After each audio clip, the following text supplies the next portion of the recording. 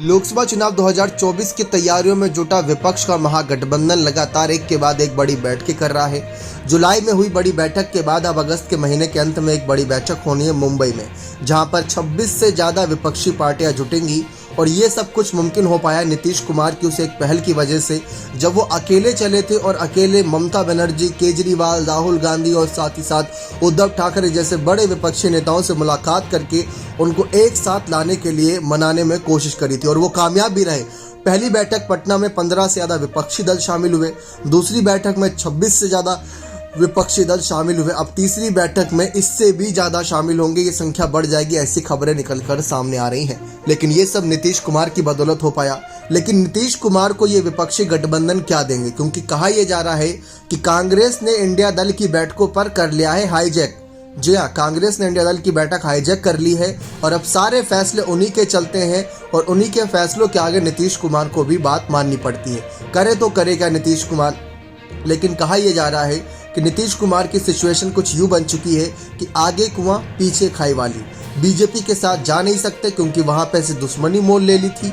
जिस तरीके से राजद के साथ आके उन्होंने मिलकर महागठबंधन की सरकार बदली बिहार में, तो दूसरी तरफ उन्होंने बीजेपी को हराने का दावा भी कर रखा है कि 100 सीटों पर बीजेपी को रोक देंगे। तो ये दावे कर रखे हैं, तो वहां तो जाने से रहे। अब बात आती है विपक्षी दलों में मान सम्मान की कि इतना सब मेहनत करने के बाद मिलेगा क्या। जैसा कि आप जानते हैं कि कोई भी नेता अगर ये कहता हो कि मुझे नहीं चाहिए कुर्सी, मुझे नहीं बनना प्रधानमंत्री, मुझे नहीं बनना मुख्यमंत्री, तो वो कहने वाली बातें होती हैं। कुर्सी हर किसी को प्यारी होती है, ये बात आप भी भली भांति जानते होंगे। तो ठीक वही बात नीतीश कुमार पर भी लागू होती है। हाल ही में खबरें थी कि संयोजक बनाए जा सकते हैं नीतीश कुमार, लेकिन उस पर भी लालू यादव ने पानी फेर दिया अरमानों पर, क्योंकि उन्होंने कहा कि कोई एक संयोजक नहीं होगा, ज़्यादा से ज़्यादा संयोजक बनाने की कोशिश करेंगे ताकि अलग अलग राज्यों में वो संयोजक संयोजित ढंग से सारी रणनीतियां बना सके। तो वहां पर भी संयोजक पद पर भी 1 की जगह 10 की दावेदारी आ गई। अब बात आती है विपक्षी दलों के पीएम फेस की। राहुल गांधी को सांसद कुर्सी वापस मिल चुकी है। ममता बनर्जी महिला फेस में सबसे आगे चल रही हैं और साथ ही साथ सीट बंटवारे के मामले में और सीट जीत के मामले में भी देखा जाए तो नीतीश कुमार का बहुत पीछे नंबर आता है, क्योंकि पहले पर कांग्रेस, दूसरे पर टीएमसी, फिर स्टैलिन आते हैं। अरविंद केजरीवाल की पार्टी का भी दावा है कि इस बार वो ज़्यादा से ज़्यादा सीटें लोकसभा चुनाव में जीतेंगी।